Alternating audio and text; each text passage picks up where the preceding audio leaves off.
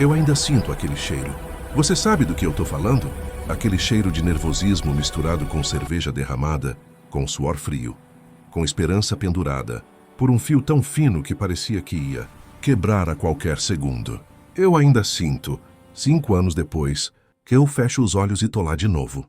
Lima, 23 de novembro de 2019.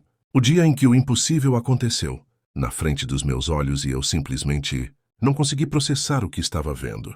Você lembra onde você estava? Não, sério. Para tudo o que você está fazendo agora e pensa, onde você estava quando o Gabigol virou aquele jogo? Porque eu garanto para você, todo flamenguista lembra. Todo mundo tem uma história daquele dia. Cada um de nós carrega uma versão pessoal daquela virada. E hoje eu vou te contar a minha. Mas não é só sobre mim, é sobre você também. É sobre nós. É sobre o que acontece quando um clube inteiro, uma nação inteira vestida de vermelho e preto, coloca tudo na mesa. Quando você acredita tanto em algo que dói. Quando você sofre tanto que o corpo treme. E quando num piscar de olhos tudo se transforma. Esse vídeo não é só uma lembrança. É uma viagem no tempo. Eu vou te levar de volta. De volta para o momento exato em que você percebeu que estava presenciando história. De volta para aquele aperto no peito, aquela voz presa na garganta, aquele abraço em desconhecido que virou irmão. De volta para o dia em que o Flamengo definiu uma geração inteira de torcedores. Respira fundo, porque a gente vai reviver isso juntos. E eu te garanto, você vai arrepiar de novo. Deixa eu te contar uma coisa sobre mim primeiro. Em 2019, eu não era o mesmo cara que você vê hoje. Eu morava num apartamento pequeno no Grajaú, zona norte do Rio.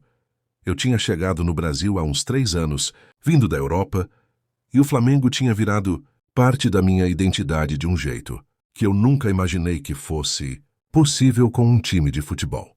Porque olha, quando você é gringo e escolhe um time brasileiro para torcer, as pessoas te olham diferente. Tem aquele olhar de, será que ele é de verdade ou é só modinha? Mas eu estava entregue, completamente entregue. Eu tinha virado rubro-negro de alma. Acordava pensando no Flamengo. Dormia sonhando com o Flamengo. Trabalhava ouvindo o podcast do Flamengo. Meus amigos brasileiros riam de mim porque eu conhecia jogador, da base que eles nem sabiam que existia. E aí veio 2019. Aquele ano foi diferente desde o começo. Tinha algo no ar. Quando o Jesus chegou, quando o Flamengo começou a jogar daquele jeito, todo mundo sentiu. Era como se o clube tivesse acordado de um sono profundo e finalmente entendido quem ele realmente era: gigante, imponente, imparável. A Libertadores foi ganhando forma. E a cada jogo que passava, eu sentia a cidade mudar. Não era só o time jogando bem. Era a energia. As ruas tinham mais vermelho. Os ônibus tinham mais bandeira. As janelas dos prédios tinham mais pano de Flamengo pendurado. O Rio inteiro estava vestindo uma camisa só. Quando a gente passou pelo Grêmio naquela semifinal, eu lembro que chorei. Chorei mesmo.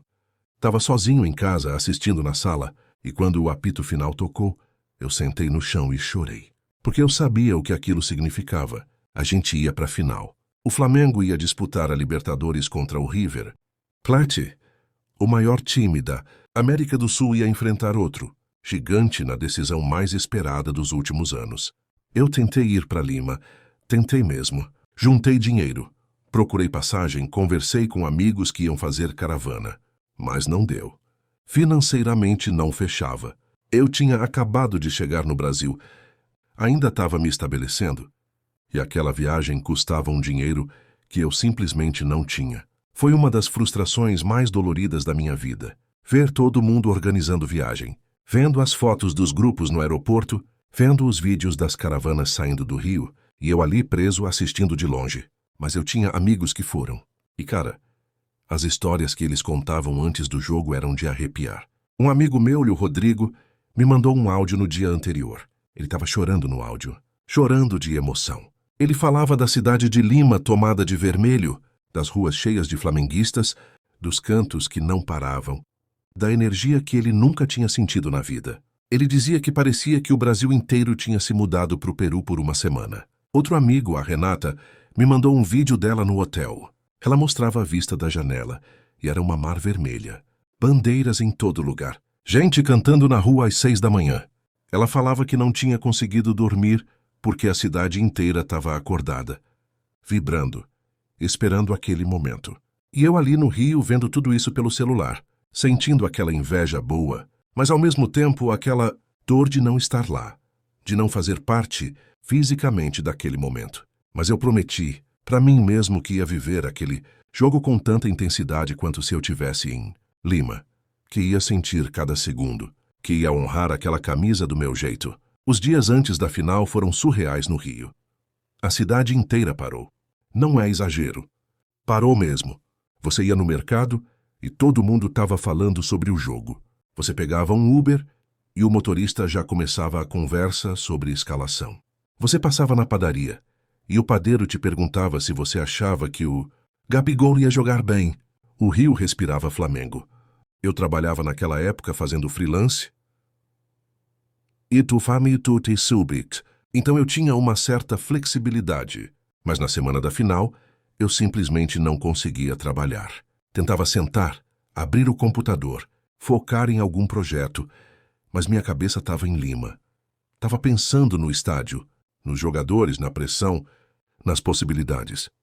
Eu via análise tática no YouTube, lia matéria em site de esporte, ouvia entrevista de ex-jogador. Estava completamente obcecado. Na sexta-feira, antes do jogo, eu fui caminhar pela Zona Sul. Desci até Copacabana só para sentir a energia. E cara, foi lindo. Tinha gente em todo lugar com camisa do Flamengo. Tinha bar já decorado. Tinha loja vendendo bandeira, corneta, chapéu. Tinha criança correndo com a camisa nova. Tinha idoso sentado na calçada com o radinho de pilha no ouvido, já se preparando mentalmente. Tinha casal de mãos dadas, os dois de vermelho e preto, caminhando pela orla como se fossem para um casamento. Eu parei num quiosque para tomar uma água de coco e o cara que me atendeu, um senhor de uns 60 anos, me viu com a camisa do Flamengo e falou assim: "Rapaz, eu tenho 72 anos e nunca senti o que eu tô sentindo agora. Essa final é diferente. Eu vi o Flamengo ser campeão em 81, mas isso aqui é outra coisa. É como se fosse a primeira vez de novo." E eu entendi perfeitamente o que ele quis dizer, porque era exatamente isso. Era como se a gente tivesse voltando a ser criança. Aquela pureza de acreditar no impossível. Aquela entrega cega de confiar que o seu time vai dar um jeito. Aquela fé que não precisa de explicação lógica. Naquela noite de sexta eu mal dormi. Fiquei rolando na cama, pensando em tudo. Pensando no que aquela final significava. Pensando nos jogadores. Na pressão que eles estavam carregando. Pensando no Jesus. No peso de ser técnico do Flamengo numa final de Libertadores. Pensando na torcida em Lima. No frio que eles deviam estar sentindo. Na ansiedade que devia estar consumindo cada um. Eu levantei umas 3 da manhã e fui para a sala. Liguei a TV e fiquei assistindo reprises de gols do Flamengo na Libertadores. O gol do Bruno Henrique contra o Emelec. O gol do Gabigol contra o Internacional. A virada contra o San José. Aqueles momentos que construíram a nossa caminhada até ali. E cada gol era um arrepio novo. Cada lance era uma lembrança de como a gente tinha chegado até aquele ponto. No sábado de manhã, dia do jogo, eu acordei com a sensação de que o mundo tinha parado. Sabe quando você sente que algo muito grande vai acontecer e o ar fica mais pesado? Era exatamente isso. Eu abri a janela do apartamento e a rua estava quieta, mas era um silêncio estranho. Não era vazio. Era um silêncio de preparação. Todo mundo estava acordando com o mesmo pensamento. Todo mundo estava respirando fundo. Todo mundo sabia que dali a algumas horas nada seria igual. Eu tomei um café da manhã que não descia. Estava com o estômago embrulhado. Tentei comer um pão, uma fruta, mas estava impossível. Aquele nervosismo tomava conta de tudo. Eu olhava para o celular e as mensagens não paravam. Grupos de amigos flamenguistas explodindo. Todo mundo mandando áudio, foto, figurinha. Todo mundo com aquele mix de ansiedade e empolgação. Um grupo em especial, de uns 15 amigos rubro-negros, estava planejando onde a gente ia assistir o jogo. Tinha gente que queria ir para o Maracanã para ver no telão. Tinha gente que queria ir para Copacabana. Tinha gente que preferia um bar menor, mais intimista. No fim, a gente decidiu se encontrar num bar em Botafogo. Um lugar pequeno, mas que todo mundo conhecia. Um lugar onde a gente já tinha assistido outros jogos. Um lugar que parecia seguro, familiar. Eu peguei um Uber para lá por volta do meio-dia. O jogo ia começar às 5, mas eu não aguentava mais ficar em casa. Precisava estar com gente. Precisava sentir a energia coletiva. O motorista do Uber estava ouvindo o rádio e o programa era só sobre a final. Comentaristas analisando cada detalhe. Convidados dando palpite sobre o placar. Repórteres mandando áudio de Lima, descrevendo o clima por lá. Era inacreditável como o país inteiro tinha parado por causa de um jogo de futebol. Quando cheguei no bar já tinha bastante gente e o visual era lindo. Vermelho e preto por todos os lados. Bandeira pendurada. Bandeirinha de festa junina. Mas nas cores do Flamengo, balão, faixa, tinha. Até uma réplica pequena da taça da Libertadores na entrada. O dono do bar, um flamenguista fanático, tinha preparado tudo com meses de antecedência. Ele sabia que aquele dia podia ser histórico. As horas antes do jogo foram as mais longas da minha vida. A gente tentava conversar sobre outras coisas, mas sempre voltava para o jogo. Alguém comentava sobre o trabalho e 2 minutos depois já estava falando sobre a marcação do River. Alguém contava uma história engraçada. E no meio da risada alguém perguntava se o Arrascaeta ia estar 100% fisicamente. O bar foi enchendo. Às 3 da tarde já não tinha mais lugar para sentar. Tinha gente em pé, encostada na parede. Tinha gente sentada no chão. Tinha gente na calçada, do lado de fora com cerveja na mão, olhando para a TV através da porta. E todo mundo ali sabia que estava prestes a viver algo gigante. O relógio marcava 4 horas, quando o bar inteiro começou a ficar silencioso. Não era um silêncio completo. Era aquele silêncio tenso, aquele silêncio onde as conversas vão diminuindo aos poucos porque a realidade vai chegando. A realidade de que em 1 hora o jogo ia começar, de que em 1 hora a gente ia descobrir se todo aquele sofrimento, toda aquela espera, toda aquela ansiedade valia a pena. Eu peguei mais uma cerveja. A terceira ou quarta eu nem lembro direito. Não era para ficar bêbado, era para acalmar os nervos, mas não adiantava. O nervosismo só aumentava. Eu olhava para os meus amigos e via a mesma coisa nos olhos de todo mundo, medo, esperança, tensão, uma mistura de sentimentos, que era difícil de descrever. A TV começou a mostrar imagens do estádio, o Monumental de Lima. E cara, quando apareceram as imagens da torcida do Flamengo, o bar inteiro explodiu em gritos, porque era lindo. Era uma mar vermelha. Parecia que metade do estádio era nosso.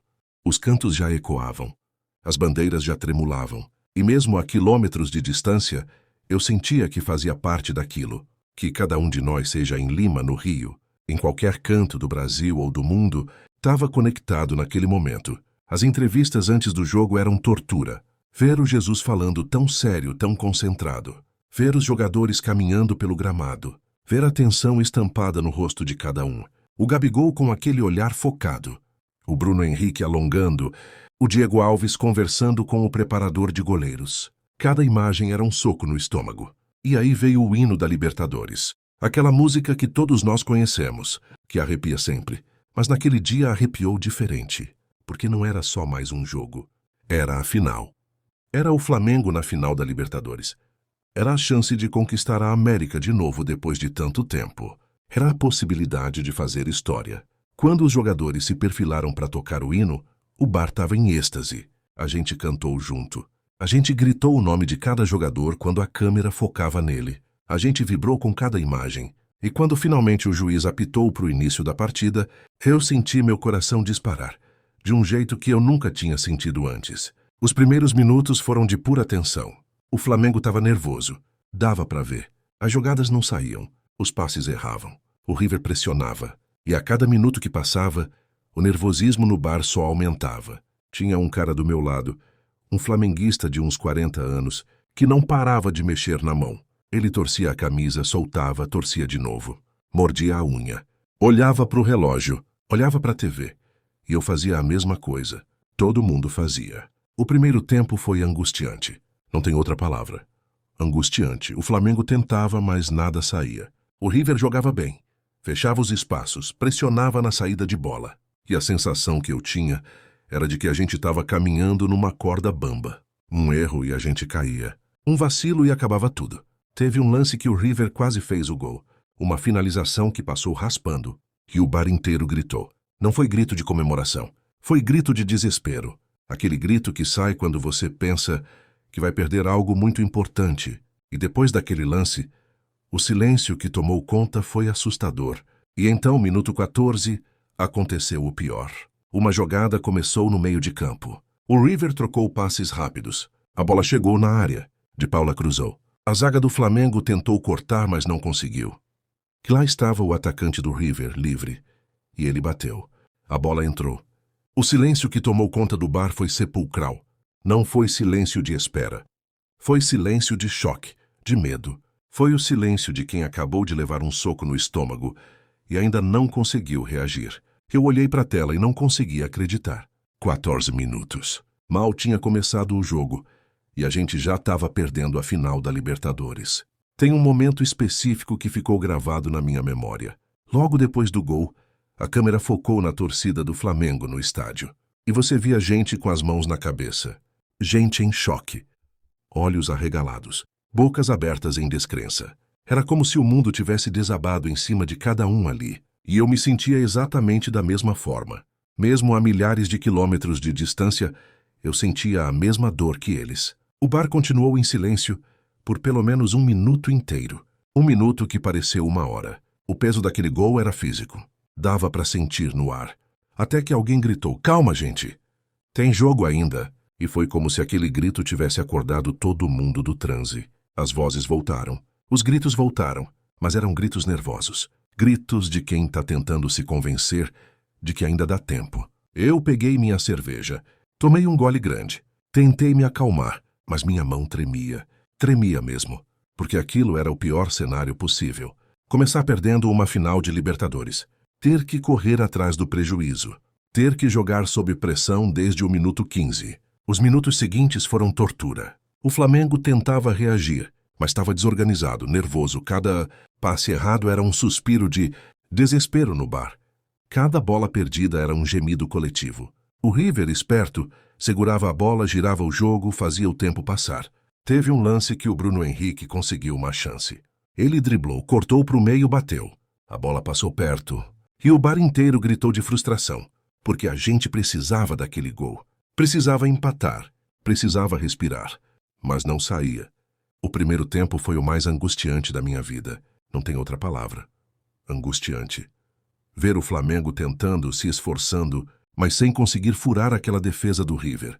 Ver o placar mostrando 1-0. Ver os minutos passando. Ver o intervalo se aproximando e a gente ainda perdendo. Eu olhei em volta e vi gente com a mão na cabeça, gente com a mão na boca, gente abraçada, gente rezando, literalmente rezando. Uma senhora na mesa ao lado tinha 1/3 nas mãos e estava rezando baixinho, movendo os lábios em silêncio, pedindo, implorando por um milagre. E de alguma forma aquilo fazia sentido, porque a gente precisava de algo além do futebol naquele momento. A gente precisava acreditar que alguma força maior estava do nosso lado. Teve um momento, lá pelos 35 minutos do primeiro tempo, que o River teve outra chance clara. O atacante deles recebeu livre na área e finalizou. Eu fechei os olhos. Não consegui olhar. E quando ouvi o grito de alívio no bar, abri os olhos e vi que a bola tinha ido para fora, por centímetros. E naquele momento eu percebi o quanto a gente estava na beira do abismo. Um segundo gol e acabava tudo. Não tinha como voltar de 2-0 contra o River numa final. Os minutos finais do primeiro tempo foram eternos. Cada segundo parecia durar 1 hora. O Flamengo pressionava, mas sem organização. Era desespero, era ansiedade. E quando o juiz apitou para o intervalo, o sentimento que tomou conta do bar foi estranho. Não era alívio. Era um misto de medo e esperança. Medo porque a gente estava perdendo. Esperança porque ainda tinha 45 minutos. Ainda dava para virar. O intervalo foi pesado. Ninguém sabia direito o que dizer. A gente tentava ser otimista. Alguém falava: "Calma, segundo tempo é nosso." Outro completava: "O Jesus vai arrumar o time." Outro dizia: "A gente já virou o jogo mais difícil." Mas dava para sentir que por baixo daquela tentativa de otimismo tinha um medo profundo. O medo de chegar tão perto e não conseguir. O medo de viver para sempre, com o arrependimento de ter deixado escapar. O medo de acordar todo dia pelos próximos 20 anos pensando: e se? Eu fui ao banheiro. Precisava lavar o rosto, precisava respirar. Quando me olhei no espelho, vi o tanto que eu estava tenso. o maxilar travado, os ombros rígidos, as mãos ainda tremendo. Eu respirei fundo, 3 vezes, 4, 5, tentei me acalmar. Me convenci de que ia dar certo.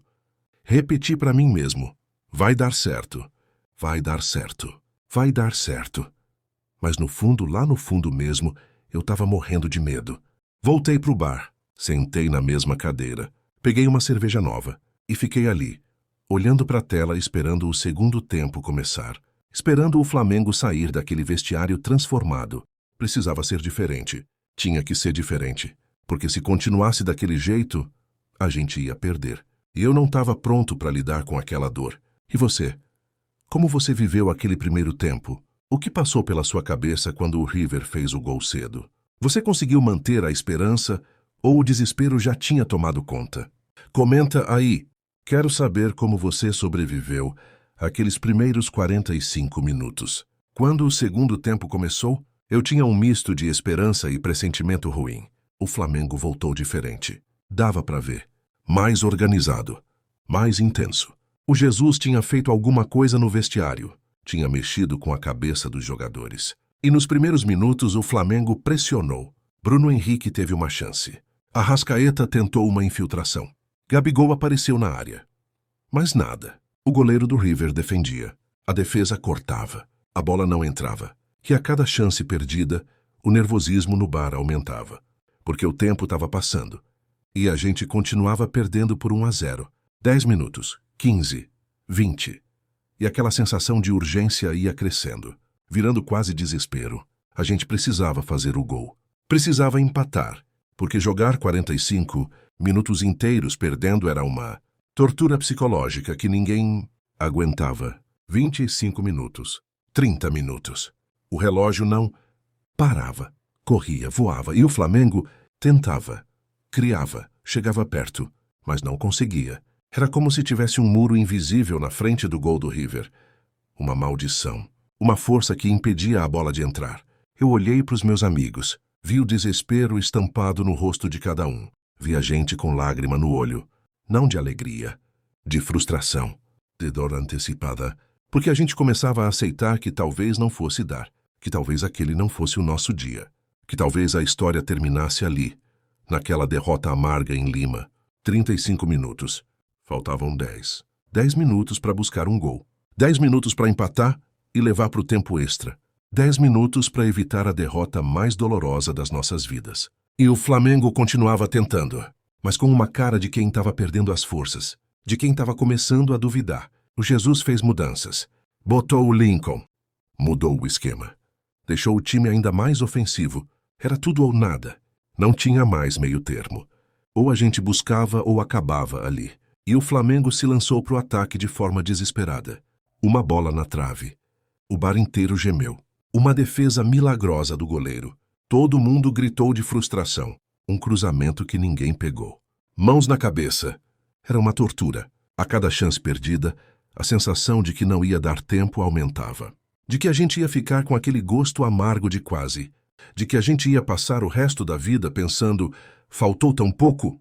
40 minutos. Faltavam 5 mais os acréscimos. E o pânico tinha tomado conta. O bar estava em êxtase desesperado. Todo mundo de pé. Todo mundo gritando. Todo mundo implorando por um gol. Mas ao mesmo tempo todo mundo sentindo que não ia acontecer. Que a maldição era forte demais. Eu estava com a mão na cabeça. Não conseguia olhar direito para a tela. Era muito.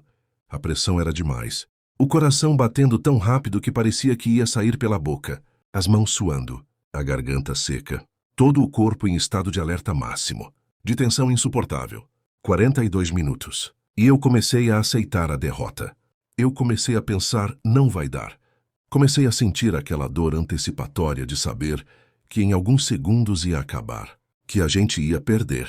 Que todo aquele sonho ia morrer. Que eu ia ter que lidar com aquela frustração pelo resto da vida. A torcida do River no estádio já comemorava. Já cantava. Já se via campeã.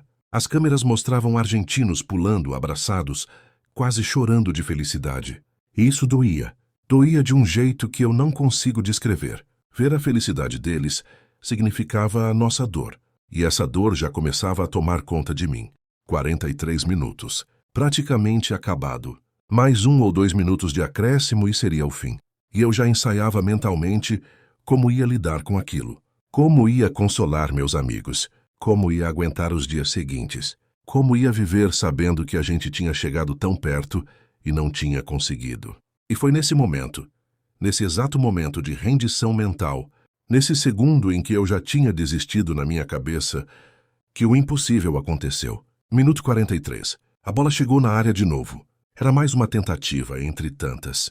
Era mais uma bola levantada que provavelmente não ia dar em nada. O River ia afastar. O tempo ia acabar. A gente ia perder, mas não. A bola pingou, meio sem jeito, no meio de um monte de jogador.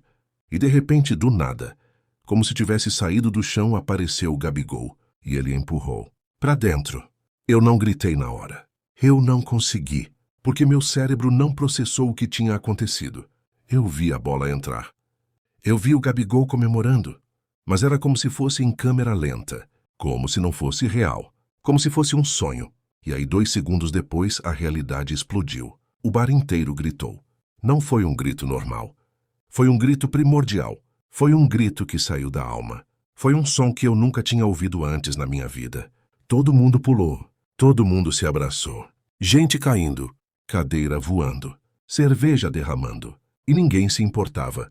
Ninguém via nada além daquela tela mostrando o Gabigol correndo, comemorando, sendo engolido pelos companheiros. Eu abracei o cara do meu lado. Eu nem sabia o nome dele. Nunca tinha visto ele na vida. Mas naquele momento ele era meu irmão. Eu chorei no ombro dele e ele chorou no meu. A gente gritava junto. A gente pulava junto. A gente vivia aquele momento como se fôssemos a mesma pessoa. Quando eu consegui me separar dele, eu olhei em volta e vi que o bar inteiro estava chorando. Homem de 40 anos chorando igual criança.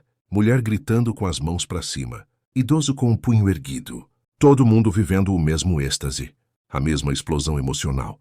A mesma libertação de toda aquela tensão acumulada. O barulho era ensurdecedor. Música explodindo. Gente pulando. O chão tremendo. Copos quebrando. E ninguém ligava. Porque nada mais importava além daquele momento. Nada mais existia além daquela felicidade. Mas tinha uma coisa estranha acontecendo dentro de mim. No meio daquela alegria toda, eu ainda estava com medo, porque era só o empate. Ainda faltavam alguns minutos. Ainda podia acontecer qualquer coisa. E a ideia de empatar, levar para os pênaltis e perder, era quase tão terrível quanto perder no tempo normal. Eu me forcei a acreditar que ia dar certo, que a gente ia segurar, que ia para a prorrogação, que lá a gente ia decidir. Mas o medo estava lá, pequeno, escondido, mas presente. O jogo recomeçou. E foram os minutos mais longos da minha vida. Cada segundo era uma eternidade. Cada toque de bola do River era um ataque cardíaco. Eu não conseguia respirar direito. Ninguém conseguia. E então aconteceu de novo. Minuto 45. Mais 4 de acréscimo. Praticamente o último lance do jogo.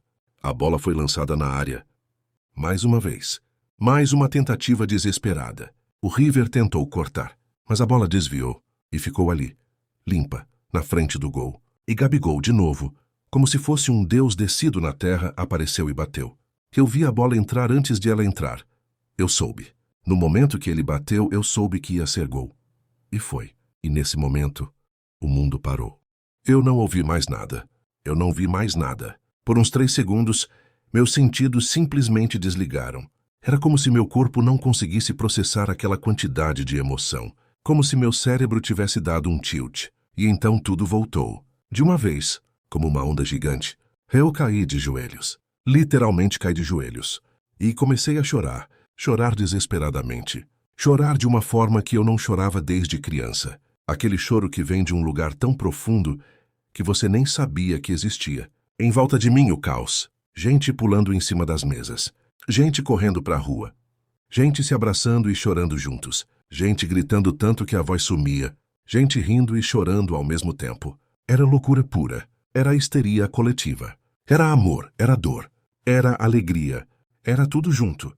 Eu ainda estava de joelhos quando um amigo meu me levantou. Ele me abraçou tão forte que eu quase não conseguia respirar. E a gente ficou ali, abraçados, chorando, sem conseguir falar nada, porque não tinha o que falar. Não tinha palavras para descrever aquilo. A TV mostrava o Gabigol comemorando. E ele estava chorando também. Ele tinha acabado de fazer 2 gols em 3 minutos e virado um jogo de final de Libertadores. Ele tinha entrado para a história. E de alguma forma, todos nós entramos com ele. Eu tentei processar o que tinha acabado de acontecer. Tentei entender como que em 5 minutos a gente tinha ido do fundo do poço para o topo do mundo. Como que a gente tinha saído da derrota mais amarga para a vitória mais doce.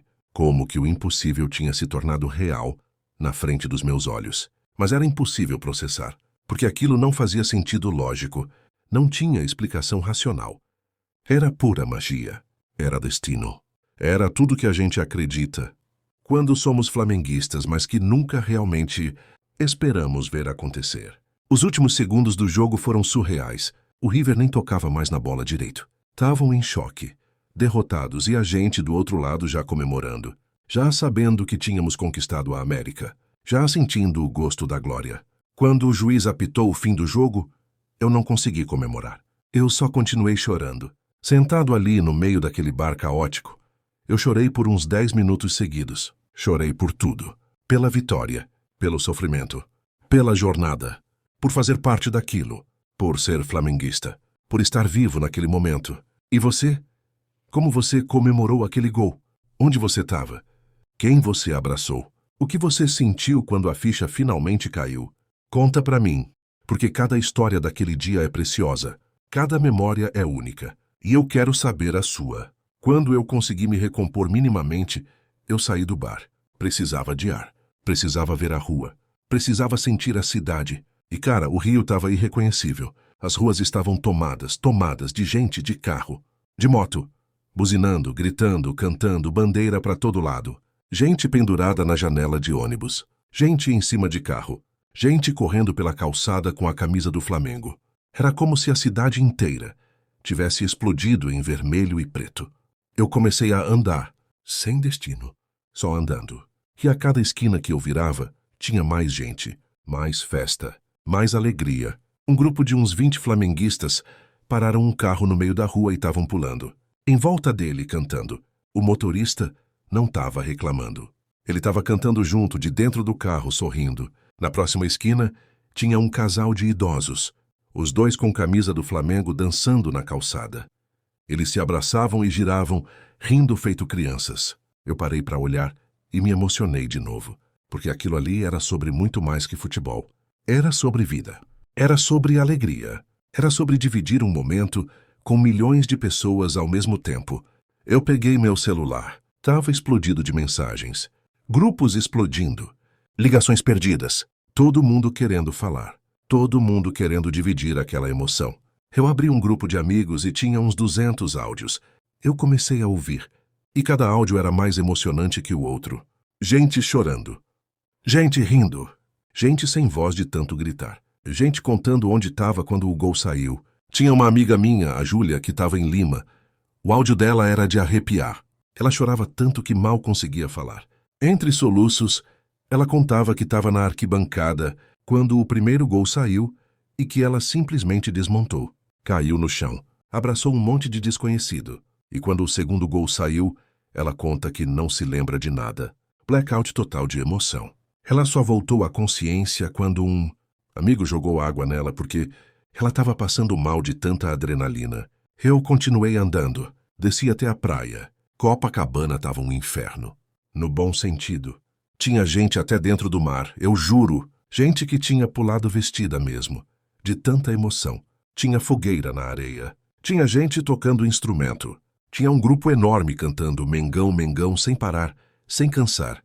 Eu sentei na areia. Olhei para o mar. Eram quase 6:30 da manhã. O sol já nascendo, pintando o céu de laranja. E eu fiquei ali, em silêncio, tentando absorver tudo. Tentando gravar aquele momento na memória para sempre. Um cara sentou do meu lado. Ele não falou nada. Só sentou. Os dois a gente ficou ali olhando para o mar, em silêncio. Depois de uns 5 minutos, ele virou para mim e disse: "A gente nunca vai esquecer esse dia, né?" E eu só balancei a cabeça, porque não precisava de mais nada. Ele tinha resumido tudo. Uns minutos depois ele levantou, me deu um abraço e foi embora. Eu nem sei o nome dele, mas aquele abraço significou tudo. Eu fiquei mais um tempo ali, vendo a cidade acordar em modo de festa, vendo os primeiros raios de sol iluminando um rio inteiro, vestido de vermelho, vendo gente que não tinha dormido, gente que não ia conseguir dormir porque a adrenalina ainda estava correndo nas veias. Eu peguei meu celular e gravei um áudio para o meu pai, que mora na Europa. Eu chorei no áudio. Eu contei tudo. Contei o sofrimento, a virada, a explosão de emoção. E eu agradeci. Agradeci por ele ter me ensinado a amar futebol. Porque sem esse amor eu não teria vivido aquilo. Eu não teria sentido aquilo. E aquilo tinha sido a experiência mais intensa da minha vida. Quando finalmente voltei para o apartamento, já eram quase 8 da manhã. Eu tomei um banho. Me olhei no espelho. Os olhos vermelhos de tanto chorar, a voz rouca de tanto gritar, o corpo cansado de tanta emoção, mas um sorriso no rosto que não saía. Eu tentei dormir. Deitei na cama. Fechei os olhos. Mas era impossível, porque toda vez que eu fechava os olhos, eu via o gol de novo. Eu via a bola entrando. Eu via o Gabigol correndo. Eu sentia aquela explosão de novo. Eu desisti de dormir. Liguei o notebook e fiquei assistindo vídeos da final. Assisti umas 50 vezes só os gols. E cada vez que eu assistia, eu arrepiava de novo. Cada vez, eu me emocionava de novo. Era viciante. Era terapêutico. Era necessário. As horas seguintes foram surreais. A cidade não parava. O Rio simplesmente não parou de comemorar. Domingo inteiro foi festa. Segunda-feira foi feriado improvisado em muitos lugares, porque ninguém conseguia trabalhar. Terça-feira o povo ainda estava celebrando. E eu, nesse meio tempo, fui processando aos poucos o que tinha acontecido. Fui entendendo a magnitude daquilo. Fui percebendo que eu tinha presenciado um dos momentos mais importantes da história do Flamengo. E que isso ia me acompanhar para sempre. Passaram-se anos desde aquele dia. 5 anos, para ser exato. E sabe o que eu percebi? Aquele dia nunca morreu. Ele continua vivo. Não como memória distante, como algo presente, como algo que ainda pulsa. E isso me fez pensar sobre o que significa ser flamenguista, sobre o que significa torcer, sobre o que o futebol realmente representa para as nossas vidas. Porque, olha, a gente cresce ouvindo que futebol é só um jogo, que são 22 caras correndo atrás de uma bola, que não muda nada na vida real. E, em parte, isso é verdade. No dia seguinte, afinal, as contas continuaram chegando. O trabalho continuou chamando. A vida continuou acontecendo. Mas algo mudou. Algo dentro de cada um de nós que viveu aquele dia mudou para sempre. Eu percebi isso nas semanas seguintes. Eu estava mais feliz, sem motivo aparente. Acordava sorrindo. E quando lembrava do jogo, o sorriso ficava ainda maior. Era como se uma parte de mim tivesse se curado de algo que eu nem sabia que estava machucado. E aí eu comecei a entender. Aquele dia não foi sobre futebol. Foi sobre acreditar no impossível. Foi sobre ver o que parecia perdido se transformar em vitória. Foi sobre resistir até o último segundo. Foi sobre não desistir quando tudo parece acabado. E essas lições, elas transcendem o campo. Elas entram na vida. Quantas vezes, desde aquele dia, eu estava em alguma situação difícil. Parecia que não tinha saída. E eu lembrava daquela virada. Lembrava que faltavam 2 minutos. A gente estava perdendo. E a gente virou. E isso me dava força. Me dava esperança. Me fazia continuar. Aquele dia criou uma geração de flamenguistas com uma identidade muito específica. A identidade de quem nunca desiste. De quem acredita até o fim. De quem sabe que enquanto tiver tempo, tudo é possível. E isso é poderoso. Isso é transformador. Isso vai além de um jogo. Eu conversei com um monte de gente depois daquele dia. E as histórias eram sempre profundas. Tinha gente que contava que estava passando por um momento difícil na vida, uma perda, uma doença, um problema sério. E que aquela virada deu esperança. Deu força para continuar. Porque se o Flamengo conseguiu virar aquele jogo, eles também podiam virar suas situações. Tinha um amigo meu que estava quase desistindo de um projeto de trabalho. Ele tinha investido anos, muito dinheiro, e estava tudo dando errado. No dia seguinte, afinal, ele me ligou e falou: "Cara, se o Flamengo não desistiu até o último segundo, quem sou eu para desistir?" E ele continuou. E o projeto deu certo. E ele fala até hoje que aquele jogo salvou o sonho dele. Eu sei que parece exagero. Eu sei que tem gente que vai achar romântico demais. Mas é verdade. Porque somos humanos. E humanos precisam de símbolos. Precisam de momentos que representam algo maior. E aquele dia foi isso. Aquele dia foi a prova de que o impossível existe, de que milagres acontecem, de que a fé, a insistência, a entrega, tudo isso tem poder. E quando você vê isso acontecer de forma tão concreta, tão palpável, tão real, alguma coisa em você se transforma. Eu mudei depois daquele dia. Me tornei mais flamenguista, óbvio, mas também me tornei mais otimista, mais resiliente, mais disposto a acreditar nas viradas da vida. Porque eu vi uma acontecer. Eu vivi uma. E se eu vivi uma, eu posso viver outra. E essa é a magia de 2019. Não é só sobre a taça. Não é só sobre o título. É sobre o que aquele título representa. É sobre a jornada. Sobre o sofrimento compartilhado. Sobre a explosão de alegria vivida simultaneamente por milhões de pessoas. Sobre a conexão que aquilo criou. Até hoje, quando eu encontro um flamenguista que eu não conheço, a primeira pergunta é: onde você estava no dia da final? E aí começa uma conversa que dura horas. Porque todo mundo tem uma história. Todo mundo tem um detalhe. Todo mundo viveu aquilo de uma forma única, mas ao mesmo tempo coletiva. E isso cria uma comunidade, uma família, uma nação, como a gente gosta de chamar. Porque a gente dividiu algo sagrado. A gente dividiu um momento de transcendência. E isso nos une para sempre. Eu penso muito sobre o que é identidade, o que faz alguém ser quem. E eu cheguei à conclusão de que identidade não é só de onde você vem ou o que você faz.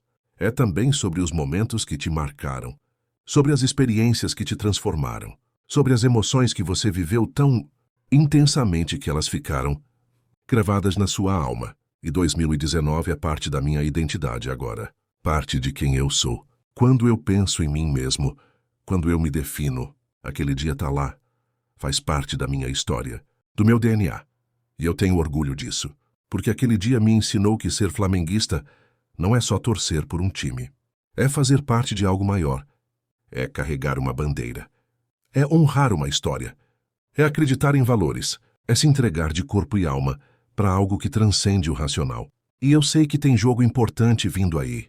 Tem outra final. Tem outra chance de glória. E quando esse jogo chegar, eu vou estar tão nervoso quanto estava em 2019. Vou sofrer tanto quanto.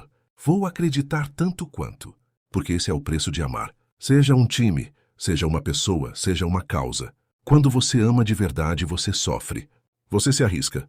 Você coloca seu coração na linha. E às vezes você se decepciona. Mas quando dá certo, quando o amor é correspondido, quando as entregas vale a pena, não existe sentimento melhor no mundo. E 2019 foi isso. Foi amor correspondido. Foi entrega recompensada. Foi fé justificada. Por isso aquele dia nunca morre. Por isso a gente sempre volta nele. Por isso a gente sempre chora quando lembra. Por isso ele está vivo, pulsando, respirando dentro de cada um de nós. Porque ele não é passado. Ele é presente. Ele é futuro. Ele é eterno. Então é isso. Essa é minha história.